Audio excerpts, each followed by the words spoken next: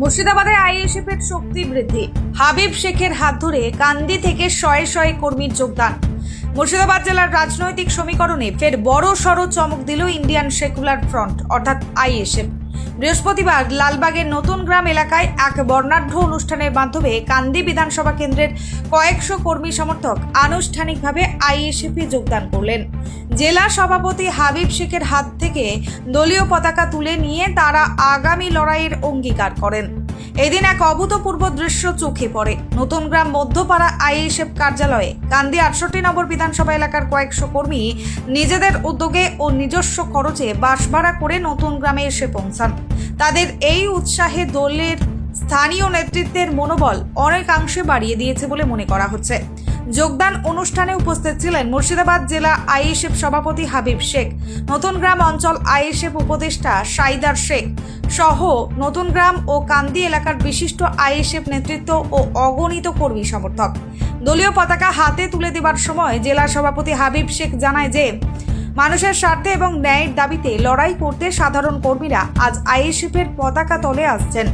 নবাগতরা সকলেই দলের আদর্শ ও নীতি মেনে চলবেন বলে শপথ গ্রহণ করেছেন। কান্দির মতো এলাকা থেকে এই গণযোগদান মুর্শিদাবাদ জেলা রাজনীতির অন্দরে নতুন আলোচনার সৃষ্টি করেছে। Bureau report, S news live Bangla. এটা তো খুব আনন্দ খুশির বিষয়। আমি জেলা সভাপতি হিসাবে যেভাবে আমার ভাইজানের ভালোবাসায় মানুষ 68টি কান্দি বিধানসভা থেকে ছুটে লালবাগে এই বিশালবহুল বাস নিজের খরচায় এসে আমার কাছে হাজির হয়েছে, এর চাইতে গর্ব আনন্দিত আর কিছু নেই। এখানে আইএসএফ এর 68টি বিধানসভা কান্দি থেকে যিনারা এসছেন, টোটালি টিএমসি আর কংগ্রেস থেকে কিছু লোক জয়েন করেছে। দেখুন, মুর্শিদাবাদ জেলায় আইএসএফ এর হাত শক্ত অবশ্যই আছে এবং বর্তমানে যে শাসক দল মমতা ব্যানার্জি পিছিয়ে পড়া দলিত আদিবাসী সংখ্যালঘু ভাই বোনদের সাথে যে মিথ্যাচারী করেছে, সেই প্রভাব পুরো মুর্শিদাবাদ জেলায় পড়ে গেছে। সেটা আপনারা মিডিয়া বন্ধু সহ সাধারণ মানুষ বুঝতে পেরে দলে দলে আজকে একটা সৎ মানুষের হাত ধরে আইএসএফে যোগদান করছে। তিনার নাম প্রিয় আমাদের সকলের ভাইজান পীরজাদা মোহাম্মদ নওশাদ সিদ্দিকী, বিধায়ক ভাঙড় বিধানসভা। দেখুন, সেনাতে সবসময় মনে করে ভারতীয় সেনা বা বিএসএফ বর্ডার সিকিউরিটি ফোর্স যারা দেশের জন্য প্রাণ দেয় এবং বর্ডারে যারা তৈনাত থাকে, আজকে তিনারা আছে বলে আমাদের সাধারণ মানুষ সুরক্ষিত আছে এবং আমরা সুন্দরভাবে সন্ধ্যাবেলায় বাড়িতে ঘুমাতে পারি। আমাদের মনে কোনো রকম দুর্নীতি, পাপ বা অসৎ কিছু ঘুরে না। এবং আমি রিটায়ারমেন্ট আসার পর দেখলাম যে বর্তমান সরকার এই পিছিয়ে পড়া মুর্শিদাবাদ জেলার সাধারণ মানুষের সাথে যে মিথ্যাচার করছে, তাতে আমাদের মতো সৎ মানুষের, শিক্ষিত মানুষের এগিয়ে এসে এই সরকারের পরিবর্তনের ডাক দেয়া একান্তই দরকার ছিল বলে আমি ইন্ডিয়ান সেকুলার ফ্রন্ট আইএসএফ এর একটা সৎ লোকের হাতকে ধরেছি। আজকের এই জয়েনিং আইএসএফ এর সংগঠনকে মুর্শিদাবাদে কতটা শক্তিশালী করে তুলবে মনে হচ্ছে আপনার? মুর্শিদাবাদের সংগঠন আইএসএফ এর শক্তিশালী আছে এবং যত দিন যাচ্ছে তত আরো বেশি শক্তিশালী হচ্ছে। আগামী দিনে কতটা সিট পাবেন ভাবছেন?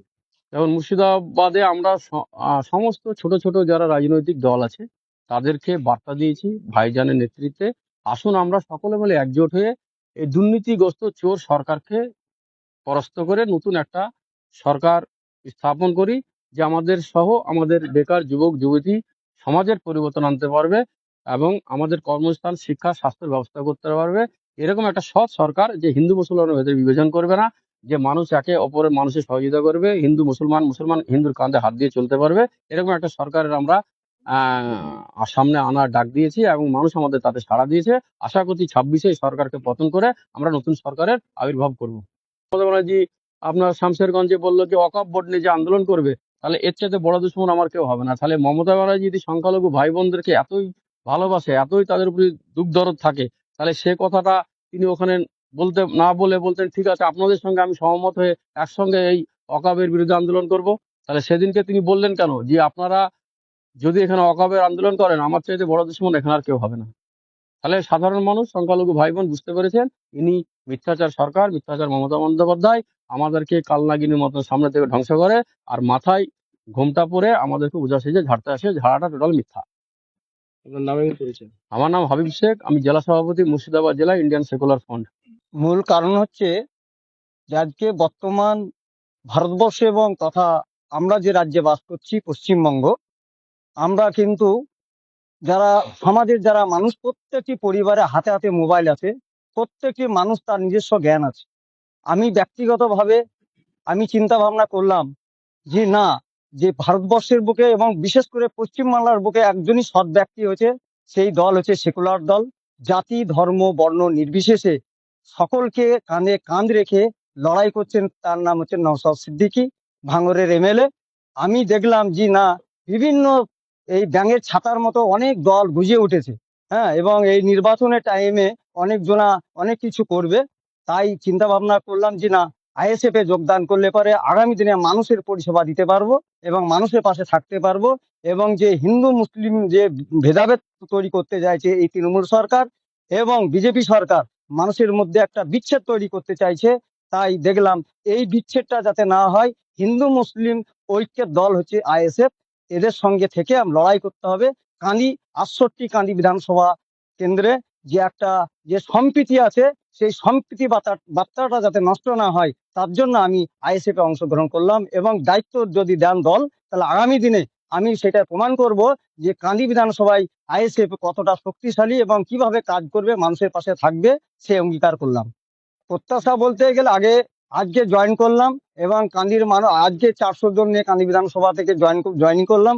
আগামী দিনে প্রত্যেকটি বুথে যাতে আমরা সংগঠন তৈরি করে আগামী দিনে যাতে বার্তা দিতে পারি যে মমতা সরকারকে এবং বিজেপি সরকারকে, যে স্বচ্ছ দল হিসাবে আইএসএফ প্রতিষ্ঠিত হয়েছে কান্দি বিধানসভায়, সেই বিধানসভাতে প্রমাণ করব যে আগামী দিনে যে জোট যদি হয়, তো সেই জোটের পক্ষে লড়াই হবে। আর যদি জোট না হয়, যে পার্টি যে সিদ্ধান্ত নেবে, আমরা কর্মী হিসাবে সেই দায়িত্ব পালন করব। সৈয়দ আজিজুর হোসেন নাসিম বলে আমার পরিচিত, কান্দি বাড়ি, আমার কান্দি পৌরসভাতেই বাড়ি।